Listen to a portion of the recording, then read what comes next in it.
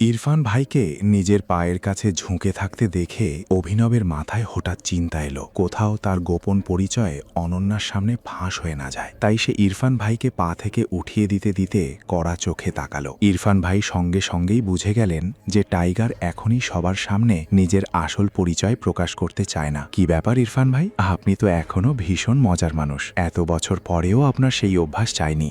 জবাবে ইরফান ভাইও কৃত্রিম হাসি হেসে বললেন, আর কি করব, এত বছর পর দেখা হয়েছে, একটু মজা তো করতেই হয়। তাদের দুজনকে এভাবে মজা করতে দেখে চিরাগের পায়ের তলা থেকে যেন মাটি সরে গেল। সে আর কিছু না বলে চুপচাপ সেখান থেকে চলে যাওয়াই ঠিক মনে করল। অন্যদিকে অভিনবের পরিচয় সম্পর্কে জেনে অনন্যা ভীষণ অবাক হয়েছিল, কিন্তু সে এতটাই ব্যস্ত হয়ে পড়েছিল যে অভিনবকে কিছু জিজ্ঞেস করার সুযোগই পায়নি। এরপর দুজনেই বাড়ি ফিরে গেল। পরদিন সকালে উঠে অভিনবকে আবার আকরামের সঙ্গে দেখা করতে যেতে হতো। অনন্যার করা প্রশ্নের উত্তর দেওয়ার আগেই তার ঘুম ভেঙে গেল। চোখ খুলে সে নিজেকে নিজের বাড়িতে দেখতে পেল। সবটাই ছিল একটা স্বপ্ন, কিন্তু অভিনবের বিশ্বাসই হচ্ছিল না যে এটা শুধু স্বপ্ন ছিল। অভিনব নিজের বাড়িতে ঘুমাচ্ছিল, কারণ অনন্যার একদমই পছন্দ ছিল না যে সকালে ঘুম থেকে উঠে সে অভিনবের মুখ দেখুক। অভিনবের বাবা সঞ্জয়ের মৃত্যু ছিল একটি গভীর ষড়যন্ত্রের ফল। সেই ঘটনার পর থেকেই সে ভীষণ একা হয়ে পড়েছিল। তার বাবার মৃত্যুর পেছনে যে লোকটা ছিল তার মুখ অভিনব খুব ভালো করেই মনে রেখেছিল। সকালে উঠে আজ তার আকরামের সঙ্গে দেখা করতে যাওয়ার কথা ছিল। অভিনব তাড়াতাড়ি তৈরি হয়ে যখন আকরামের কাছে পৌঁছাল, তখন আকরাম তাকে দেখে খুব খুশি হয়ে বলল, অবশেষে আমরা তোমাকে খুঁজে পেয়েছি টাইগার। টাইগার? হ্যাঁ টাইগার, আমি গত 18 বছর ধরে তোমাকে খুঁজছি। তুমি আমাদের টাইগার, আমাদের হাজার হাজার কোটি টাকার বিজনেস এম্পায়ারের উত্তরাধিকারী, যা আমরা 3 জন বন্ধু, আমি, তোমার বাবা সঞ্জয় আর রানা মিলে শুরু করেছিলাম। এ কথা বলে আকরম দেয়ালে ঝোলানো একটি ছবির দিকে ইঙ্গিত করল, যেখানে সঞ্জয়, আকরম এবং রানা 3 জনই ছিল। রানাকে দেখে অভিনব চমকে উঠল। তার চোখের সামনে ভেসে উঠল সেই দিন যেদিন তার বাবাকে গুলি করেছিল রানা। বন্ধু হয়েও রানা অভিনবর বাবার সঙ্গে বিশ্বাসঘাতকতা করেছিল। অভিনবর চোখ রাগে লাল হয়ে গেল। আকরম জিজ্ঞেস করল, কি হলো, এত রাগ কেন? অভিনব বলল, না, আমি ঠিক আছি। আপনি কিছু বলছিলেন না? হ্যাঁ, আমি তোমাকে আমাদের কোম্পানি দ্য মাফিয়া কিং সম্পর্কে কিছু বলতে চাইছিলাম। আমরা 3 জন মিলে এটা গড়েছিলাম, যার নাম শুনে রাজনীতিবিদ, সেলিব্রিটি, এমনকি দেশের বড় বড় মানুষ পর্যন্ত কাঁপত। কিন্তু তোমার বাবার মৃত্যুর পর সব ভেঙে পড়ল।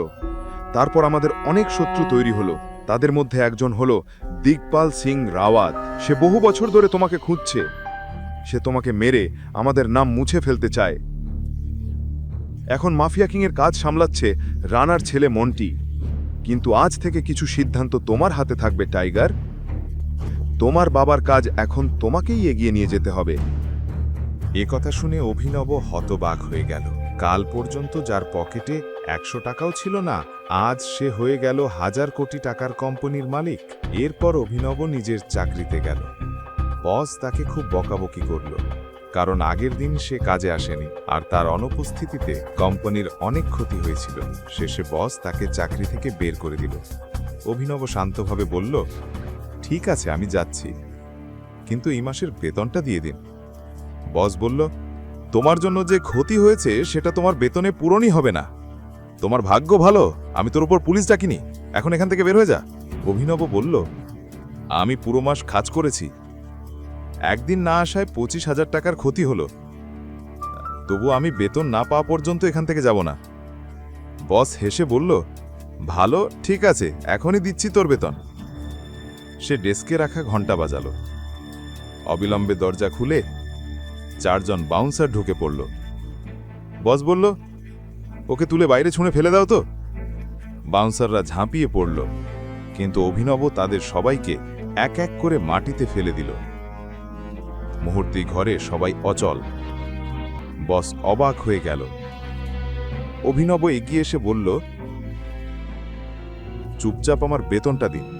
বস ভয়ে কাঁপতে কাঁপতে ড্রয়ার থেকে চেক বের করল, পরিমাণ লিখল আর কাঁপা হাতে চেকটা অভিনবের দিকে বাড়িয়ে দিল।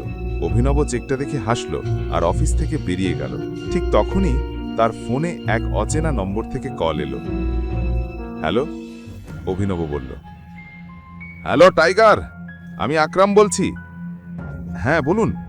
তোমাকে আমি কারো সঙ্গে দেখা করাতে চাই। সে আমাদের মাফিয়া দুনিয়ার খুব বড় নাম, তোমার বাবার আর আমার ঘনিষ্ঠ বন্ধু বলরাজ। আমি চাই বলরাজ জানুক যে টাইগার ফিরে এসেছে। আজ সন্ধ্যায় হোটেল সাফায়ারে ডিনারের জন্য চলে আসো, আমি ঠিকানা পাঠাচ্ছি। বলরাজ নামটা শুনে অভিনব অবাক হয়ে গেল। সেই নাম আগেও শুনেছে।